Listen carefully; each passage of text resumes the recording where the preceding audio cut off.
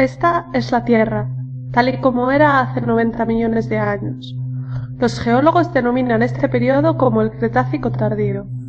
Eran tiempos de gran calentamiento global, cuando los dinosaurios aún dominaban la Tierra. Daban por hechas sus vidas, seguros en la cima de la cadena alimenticia, ajenos a los cambios que sucedían a su alrededor. Los continentes se alejaban unos de otros, abriendo enormes fallas en la corteza terrestre. Estas se inundaron, convirtiéndose en mares. Las algas prosperaron en un calor extremo, envenenando el agua. Murieron, y billones de ellas cayeron al fondo de las fallas. Los ríos arrastraron sedimentos a los mares, hasta que los restos orgánicos de las algas fueron sepultados. La presión creció con el calor, hasta que una reacción química transformó los restos en hidrocarburos fósiles, petróleo y gas natural. Un proceso similar ocurrió en Tierra y produjo carbón. La Tierra tardó 5 millones de años en producir los combustibles fósiles que consume el mundo en un año. El estilo de vida moderno depende de esta energía solar fosilizada, aunque una sorprendente mayoría de gente lo da por sentado. Desde 1860, los geólogos han descubierto más de 2 billones de barriles. Desde entonces hemos gastado alrededor de la mitad.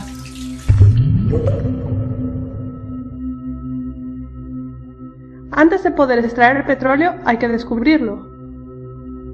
Al principio era fácil de encontrar y extraerlo era barato. El primer gran yacimiento americano fue Spindletop, descubierto en 1900. Muchos más le siguieron.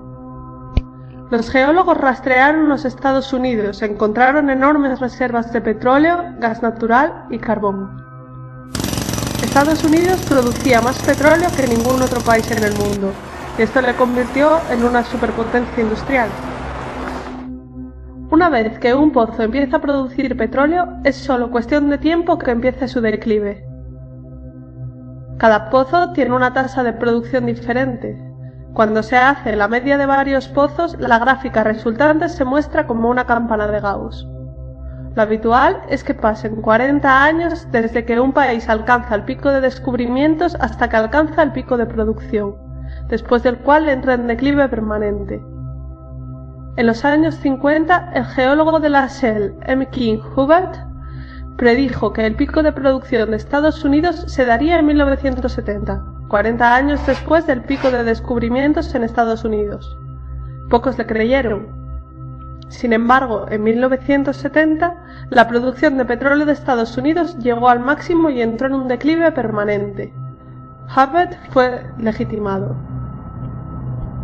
A partir de entonces, Estados Unidos dependería cada vez más de las importaciones de crudo, lo que hizo que fuese vulnerable a cortes de suministro, y contribuyó a los estragos de las crisis petroleras de 1973 y 1979. En la década de 1930 se vieron las tasas más altas de descubrimiento. A pesar de la avanzada tecnología, el declive de los nuevos yacimientos norteamericanos ha sido inexorable. Hallazgos más recientes, como el de Anwar en Alaska, en el mejor de los casos proveerían petróleo para 17 meses. Incluso el nuevo yacimiento Yakchiu del Golfo de México solo suministraría unos pocos meses de consumo doméstico. A pesar de ser grandes, ninguno de estos yacimientos está cerca de satisfacer las necesidades energéticas de Estados Unidos. Se acumulan las evidencias de que la producción de petróleo ha llegado a su cenit o está cerca de hacerlo. Globalmente, el ritmo de descubrimientos de nuevos yacimientos llegó a su cenit en los 60.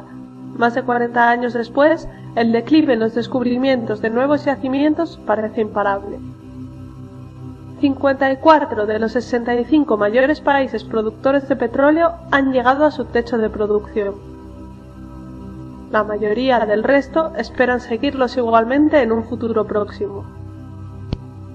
El mundo necesitará el equivalente a una nueva Arabia Saudí en producción cada 3 años para cubrir el declive de producción de los pozos actuales. En los años 60 se descubrían 6 barriles de petróleo por cada barril que se consumía. 4 décadas después, el mundo consume entre 3 y 6 barriles de petróleo por cada barril que se descubre. Una vez que se llegue al pico mundial de producción de petróleo, la demanda de petróleo superará la oferta y el precio de la gasolina fluctuará con fuerza, afectando a mucho más que al coste de repostar un coche. Las ciudades modernas son dependientes de los combustibles fósiles. Incluso las carreteras están hechas de asfalto, un producto derivado del petróleo, así como los tejados de muchas casas. Áreas inmensas serían inhabitables sin calefacción en invierno o aire acondicionado en verano. La expansión de las ciudades obliga a la gente a conducir muchos kilómetros al trabajo, escuela y comercios. Las grandes ciudades han separado las zonas residenciales y comerciales lejos, obligando a la gente a utilizar el coche.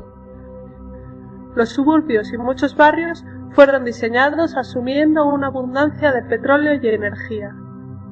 Los productos químicos derivados del petróleo, o petroquímicos, son esenciales en la elaboración de innumerables productos. La agricultura moderna depende enormemente de los combustibles fósiles, así como los hospitales, los aviones, la distribución de agua. El ejército en Estados Unidos usa unos 140 millones de barriles de petróleo anualmente. Los combustibles fósiles son también esenciales para la fabricación de plásticos y polímeros, ingredientes clave en ordenadores, dispositivos de ocio y ropa. La economía global depende actualmente de un crecimiento infinito, demandando un creciente suministro de energía barata. Somos tan dependientes del petróleo y otros combustibles fósiles que una pequeña alteración en el suministro puede tener efectos incalculables en todos los aspectos de nuestras vidas.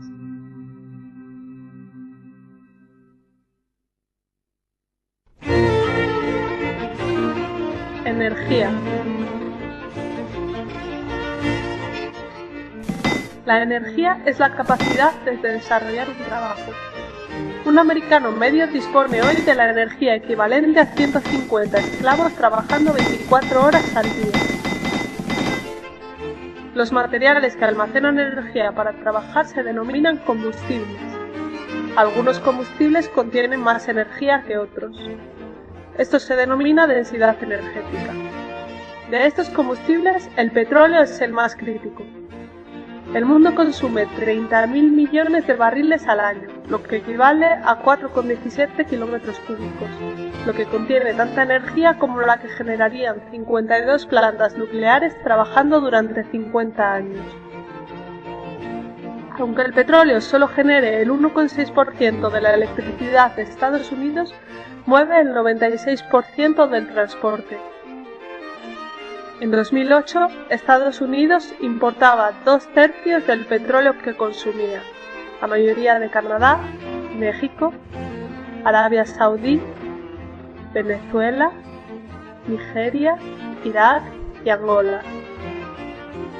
Varios factores hacen único al petróleo. Es energéticamente denso. Un barril de crudo contiene la energía equivalente a 3 años de trabajo de una persona. Es líquido a temperatura ambiente, fácil de transportar y utilizable en pequeños motores. para conseguir energía hay que usar energía. El truco está en usar una cantidad pequeña para extraer una cantidad más grande. Esto se denomina TRE, tasa de retorno energético. El petróleo convencional es un buen ejemplo. El crudo de alta calidad, fácil de extraer, se bombeó primero. Los petroleros gastaban una energía equivalente a un barril para poder extraer 100. La TRE del petróleo era 100. A medida que el petróleo fácil se extraía, la exploración se llevó a aguas profundas o a países distantes, usando cantidades mayores de energía para hacer lo mismo. A menudo, el petróleo que se encuentra ahora es de baja calidad y caro de refinar. La TRE del petróleo actual es menor de 10. Si se usa más energía para obtener el combustible que la energía que éste contiene, no merece la pena obtenerlo. Es posible convertir un combustible en otro, pero cada vez que hacemos esto, parte de la energía contenida en el combustible original se pierde. Por ejemplo, está el petróleo no convencional, las arenas bituminosas y el esquisto. Las arenas bituminosas se encuentran principalmente en Canadá y 2/3 del esquisto mundial se encuentran en Estados Unidos. Ambos combustibles pueden convertirse en crudo sintético. Sin embargo, esto requiere grandes cantidades de agua y calor, lo que reduce su TRE, que se reduce hasta 5 e incluso a un valor tan bajo como 1,5. El esquisto es un combustible extraordinariamente pobre. Un kilo contiene aproximadamente 2/3 de la energía de una caja de cereales. El carbón existe en enormes cantidades y genera casi la mitad de la electricidad del planeta. El mundo usa más de 8 kilómetros cúbicos de carbón al año. Sin embargo, la producción global de carbón tocará techo antes de 2040. La afirmación de que Estados Unidos tiene siglos de carbón por delante es bastante discutible, ya que no tiene en cuenta ni la demanda creciente ni la calidad decreciente del carbón. La mayoría de las antracitas de alta calidad ya se han consumido, dejando carbón de baja calidad que tiene menor densidad energética. La producción sube a la vez que el carbón se agota, y los mineros tienen que cavar más profundo y en áreas menos accesibles. Muchos usan métodos destructivos para llegar a los depósitos de carbón, causando destrozos medioambientales. El gas natural se encuentra a menudo junto con el petróleo y el carbón. Los hallazgos de gas convencional en Estados Unidos tocaron techo en los años 50 y la producción llegó a su máximo a principios de los 70. Si desplazamos la curva de hallazgos 23 años hacia adelante, el futuro de la producción de gas convencional de Estados Unidos se revela. Avances recientes han permitido la extracción de gas natural no convencional como el gas pizarra, lo que ayudará a compensar la caída en los próximos años. Hay controversia en cuanto al gas no convencional, ya que necesita unos precios altos de energía para ser rentable. Aún con gas no convencional podríamos ver un pico de la producción mundial de gas hacia 2030. Aún existen grandes reservas de uranio fisible, pero para reemplazar los 10 teravatios que se generan en el mundo a partir de combustibles fósiles se necesitarían 10.000 centrales nucleares. A ese ritmo, las reservas conocidas de uranio durarían de 10 a 20 años. Los experimentos con reactores reproductores rápidos basados en plutonio en Francia y Japón han sido fracasos muy caros. La fusión nuclear se enfrenta a obstáculos técnicos enormes. Luego están las renovables. La eólica tiene una TRE alta pero es intermitente. La hidroeléctrica es fiable, pero la mayoría de los ríos en el mundo desarrollado ya tienen presas. Las plantas de energía geotérmica convencionales utilizan los puntos calientes existentes cerca de la superficie de la Tierra. Están limitados a esas áreas. En el sistema experimental SGA se perforarían 2 canalizaciones a 10 kilómetros de profundidad, Se bombea agua hacia abajo por una tubería para que se caliente las fisuras del subsuelo, subiendo por otra, generando electricidad. De acuerdo a un estudio reciente del MIT, esta tecnología podría suministrar un 10% de la electricidad de Estados Unidos en 2050. La energía de las olas está restringida a zonas costeras. La densidad energética de las olas varía de una región a otra. Transportar la energía generada por las olas a zonas interiores del continente sería todo un reto. Además, la sal del medio marino es corrosiva para las turbinas. Los biocombustibles son combustibles que se cultivan. La madera tiene una baja densidad energética y crece lentamente. El mundo utiliza más de 15 kilómetros cúbicos de madera al año. El biodiesel y el etanol se producen a partir de cosechas cultivadas mediante agricultura impulsada por petróleo. El beneficio energético de estos combustibles es muy bajo. Algunos políticos quieren convertir el maíz en etanol. Usar etanol para suplir un 10% del consumo de petróleo previsto para 2020 necesitaría emplear el 3% de la superficie de Estados Unidos. Para suplir un tercio del petróleo se necesitaría la misma superficie que se utiliza hoy para cultivar comida. Para suplir todo el consumo estadounidense de petróleo en 2020 se necesitaría el doble de la tierra que se utiliza para cultivar alimentos. El hidrógeno tiene que ser extraído del gas natural, del carbón o del agua, lo que utiliza más energía que la que obtenemos del hidrógeno. Esto convierte la economía del hidrógeno en algo improbable. Todos los paneles fotovoltaicos del mundo generan la misma electricidad que dos centrales eléctricas de carbón. Se utiliza el equivalente entre 1 y 4 toneladas de carbón para fabricar un único panel solar. Deberíamos cubrir unos 360.000 kilómetros cuadrados con paneles para suplir la demanda mundial. En 2007 habría solo unos 10 kilómetros cuadrados. La energía solar concentrada o solar térmica tiene un gran potencial, pero por ahora solo hay un pequeño número de plantas operativas. Además, están limitadas a climas soleados, necesitando transmitir grandes cantidades de electricidad a través de largas distancias. Todas las alternativas al petróleo dependen de máquinas propulsadas por petróleo o requieren materiales como los plásticos que se producen del petróleo.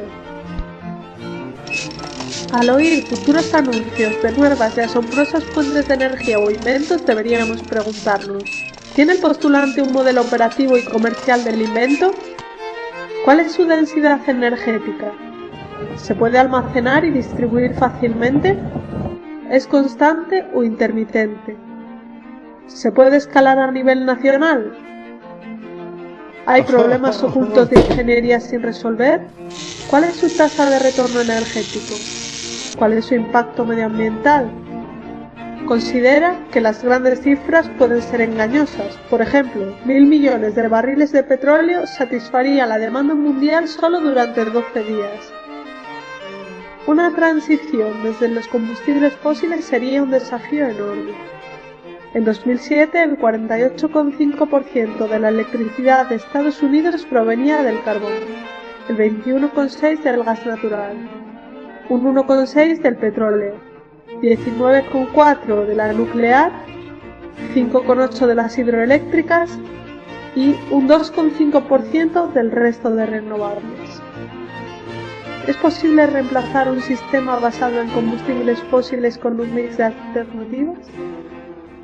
Se requieren grandes avances tecnológicos, así como voluntad política y cooperación, enormes inversiones, consenso internacional, la reconversión de la economía mundial de 45 billones de dólares, incluido el transporte, industrias manufactureras y producción agrícola, así como personal competente para gestionar el cambio. Si se consigue todo esto, ¿podría continuar el modo de vida actual?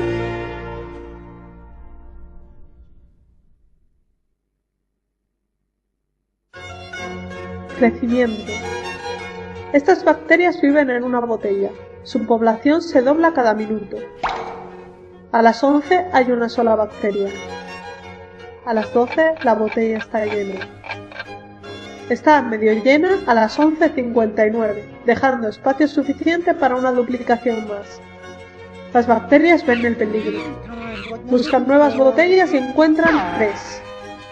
Creen que su problema se ha resuelto. A las 12 del mediodía la primera botella está llena.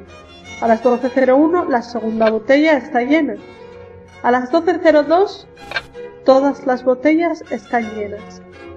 Este es el problema al que nos enfrentamos, debido a la duplicación provocada por el crecimiento exponencial.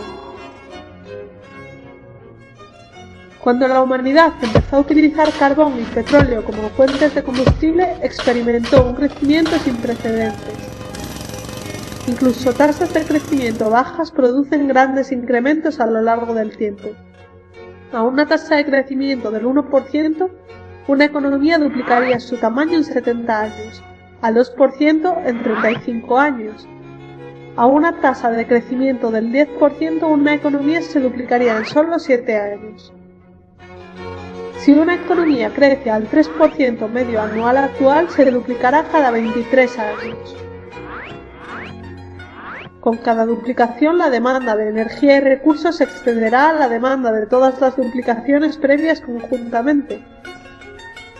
El sistema financiero se basa en la asunción del crecimiento, el cual requiere de un suministro creciente de energía para soportarlo. Los bancos prestan dinero que no tienen, en efecto, creándolo. Los prestatarios utilizan el dinero recién creado para construir sus negocios y devolver la deuda, junto con el pago de un interés que requiere más crecimiento. Debido a esta forma de crear dinero a partir de la deuda, la mayoría del dinero del mundo representa una deuda con un interés que ha de ser repagado. Sin la continua aparición de nuevas y mayores generaciones de prestatarios para producir crecimiento y así saldar estas deudas, la economía mundial colapsaría. Al igual que en un esquema piramidal o de Ponzi, el sistema debe expandirse o morir. Debido en parte a este sistema de deuda, los efectos del crecimiento económico han sido espectaculares. En PIB, embalses en ríos, utilización de agua, consumo de fertilizantes, población urbana, consumo de papel, vehículos motorizados, comunicaciones y turismo. La población mundial ha crecido hasta los 7.000 millones de personas y se espera que supere los 9.000 millones para 2050. En un planeta plano e infinito esto no sería un problema. Sin embargo, dado que la Tierra es redonda e infinita, en algún momento nos enfrentaremos a los límites del crecimiento. La expansión económica ha dado lugar a incrementos en el óxido nitroso atmosférico y en el metano, reducción de ozono, incremento de las grandes inundaciones, daños a ecosistemas oceánicos, incluyendo escapes de nitrógeno, pérdidas de selvas y bosques, incremento de tierra domesticada,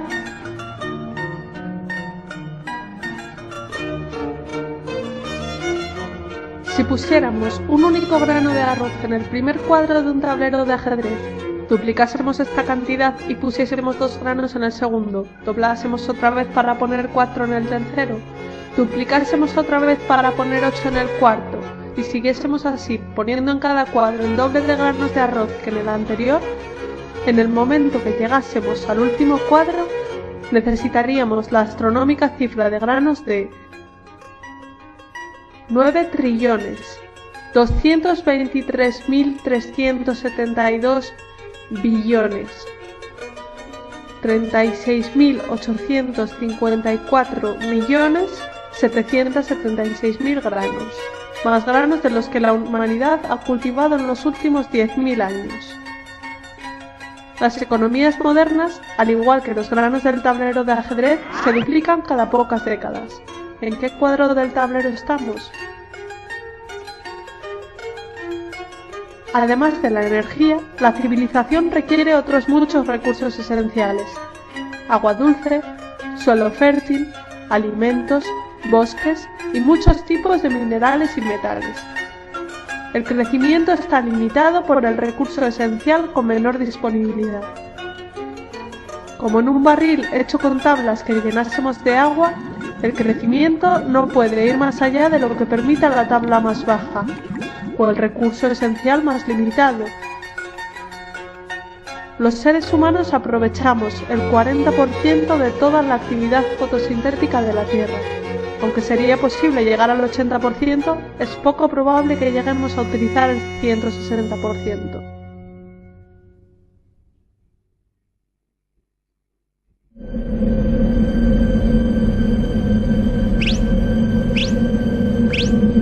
Alimentos. El suministro global de alimentos depende en gran medida de los combustibles fósiles. Antes de la Primera Guerra Mundial, toda la agricultura era orgánica.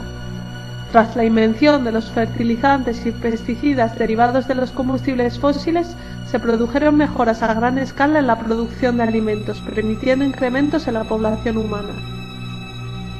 El uso de fertilizantes artificiales ha alimentado a mucha más gente de lo que hubiera sido posible con agricultura ecológica solamente. Los combustibles fósiles son necesarios para los equipos de producción agrícola, transporte, refrigeración, empaquetado en plástico y cocinado. La agricultura moderna utiliza la tierra para transformar los combustibles fósiles en comida y la comida en personas. Se utilizan alrededor de 7 calorías de energía en combustibles fósiles para producir una caloría de comida. En Estados Unidos, la comida viaja aproximadamente 2.400 kilómetros desde la granja hasta el consumidor.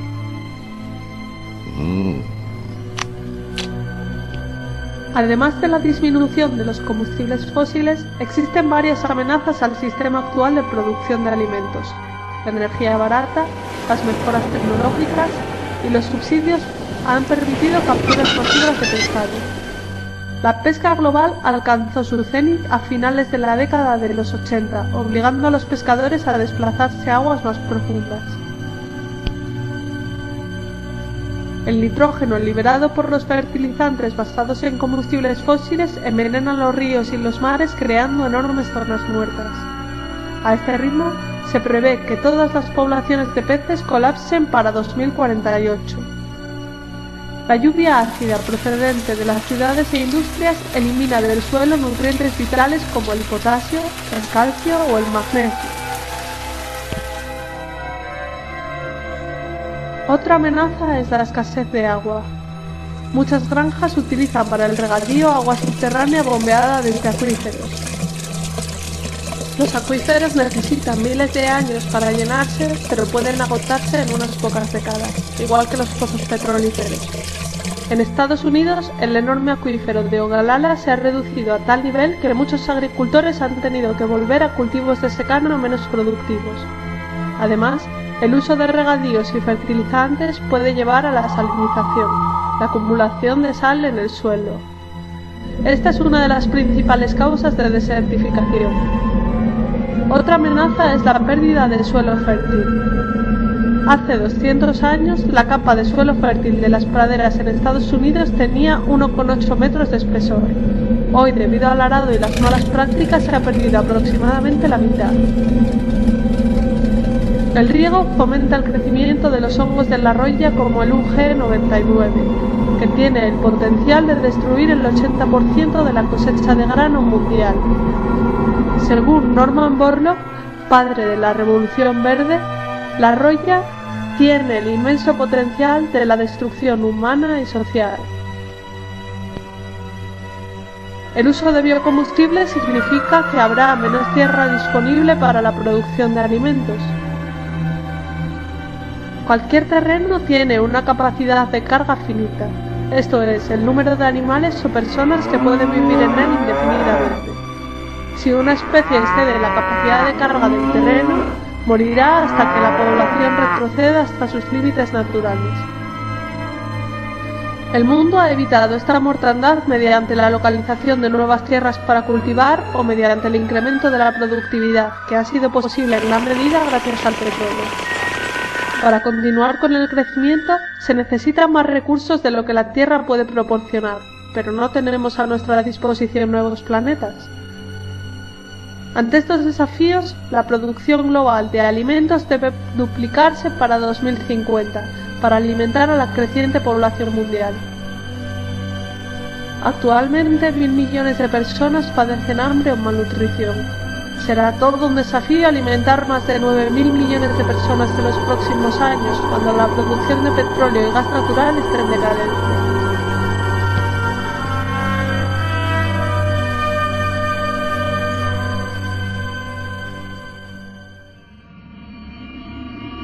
El final feliz.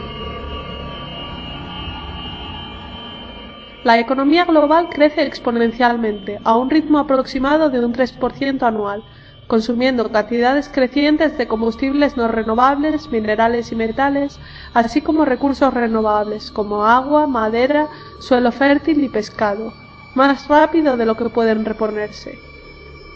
Incluso a una tasa de crecimiento del 1%, la economía se doblará en 70 años. El problema se agrava por otros factores. La globalización permite a la gente de un continente comprar productos y alimentos producidos en otro continente. Las cadenas de suministros son largas e imponen tensiones sobre los limitados recursos petrolíferos. Actualmente dependemos de países remotos para nuestras necesidades más básicas. Las ciudades modernas dependen de los combustibles fósiles. La mayoría de los sistemas bancarios están basados en deuda, obligando a las personas a integrarse en una espiral de créditos o devoluciones, generando crecimiento. ¿Qué puede hacerse para encarar estos problemas? Muchos creen que la crisis puede evitarse mediante la conservación, la tecnología, el crecimiento inteligente, el reciclado, los coches eléctricos e híbridos, la sustitución o votando. Podemos ahorrar dinero mediante la conservación, pero por sí sola no salvará el planeta. Si algunas personas reducen su consumo de petróleo, la demanda eliminada reducirá el precio permitiendo a los demás comprar más barato. De la misma forma, un motor más eficiente que utilice menos energía conducirá, paradójicamente, a un mayor uso de energía. En el siglo XIX, el economista inglés William Stanley Jevons cayó en la cuenta de que las máquinas de vapor más eficientes convirtieron al carbón en una fuente de energía más rentable, lo que impulsó el uso de más máquinas de vapor, lo que a su vez llevó a un incremento del consumo total de carbón. El incremento del uso consumirá toda la energía o recursos ahorrados mediante conservación.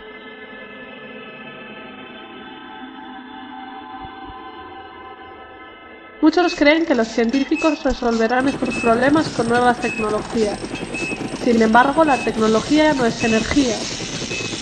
La tecnología puede canalizar la energía en trabajo, pero no puede reemplazarla. La tecnología también consume recursos. Por ejemplo, la fabricación de un ordenador consume la 10ª parte de la energía necesaria para fabricar un coche. Las tecnologías más avanzadas pueden empeorar esta situación, pues requieren minerales raros que también están acercándose a sus límites. Por ejemplo, el 97% de las tierras raras del mundo las produce China, la mayoría en una única mina en el interior de Mongolia. Estos minerales se usan en convertidores catalíticos, motores de aviación, imanes de alta eficiencia y discos duros, baterías de coches híbridos, láseres, rayos X portátiles, aislamiento de reactores nucleares, CDs, motores de vehículos híbridos, bombillas de bajo consumo, fibra óptica y pantallas planas. China empieza a considerar la restricción de la exportación de estos minerales a medida que la demanda se dispara. El llamado crecimiento sostenible o crecimiento inteligente no servirá de ayuda, pues también requiere de minerales y metales no renovables en cantidades crecientes, incluyendo tierras raras. El reciclaje no resolverá el problema, pues requiere energía y el proceso no es eficiente al 100%. Solo es posible recuperar una fracción del material reciclado, mientras que una gran parte se pierde para siempre en forma de residuos. Los coches eléctricos funcionan con electricidad. Dado que la mayoría de la electricidad se genera a partir de combustibles fósiles, esto no es una solución. Además, La fabricación de todo tipo de vehículos consume petróleo. Un único neumático requiere de 26,5 litros de petróleo. En 2010 había aproximadamente 800 millones de coches en el mundo. Al ritmo actual de crecimiento, esta cifra alcanzaría los 2.000 millones para 2025. Es poco probable que el planeta pueda soportar esta cantidad de vehículos por mucho tiempo, independientemente de su tipo de combustible o energía. Muchos economistas creen que el libre mercado sustituirá una fuente de energía por otra gracias a la innovación tecnológica. Sin embargo, los principales sustitutos del petróleo se enfrentan a sus propias tasas de decaimiento. La sustitución también falla al no tener en cuenta el tiempo necesario para preparar una transición. El informe Hirsch del Departamento de Energía de Estados Unidos estima que se necesitarían al menos 2 décadas para prepararse para los efectos del pico del petróleo. Los problemas de la escasez de energía, el agotamiento de los recursos, la pérdida de suelo fértil y la polución son todos síntomas de un único problema mayor: el crecimiento. Mientras nuestro sistema financiero exija el crecimiento perpetuo, es poco probable que las reformas tengan éxito. Entonces, ¿qué aspecto tendrá el futuro? Los optimistas creen que el crecimiento continuará para siempre, sin límite. Los pesimistas creen que nos dirigimos a una nueva edad de piedra, o a la extinción. La realidad puede estar entre estos dos extremos. Es posible que la sociedad retroceda a un estado más sencillo, en el cual se utiliza una cantidad de energía muy inferior. Esto significaría una vida más dura para la mayoría, más trabajo físico, más trabajo agrícola y producción local de bienes, alimentos y servicios. ¿Qué debería hacer una persona para prepararse de cara a este posible futuro? Contar con un descenso en el suministro de productos y alimentos desde lugares remotos. Empezar a andar o a montar en bicicleta, acostumbrarse a utilizar menos electricidad, liberarse de sus deudas, intentar evitar a los bancos, en lugar de comprar en grandes superficies, apoyar a los comercios y negocios locales, comprar comida cultivada localmente en mercado de agricultores y granjeros, considerar cultivar su propia comida en lugar de mantener un césped, aprender a conservarla, considerar el uso de monedas locales en caso de que las monedas mayores dejasen de cumplir su función y desarrollar una mayor autosuficiencia. Ninguno de estos pasos evitará el colapso, pero podrían mejorar las posibilidades en un futuro de baja energía, uno en el que tendremos que ser más autosuficientes, tal y como nuestros ancestros lo fueron una vez.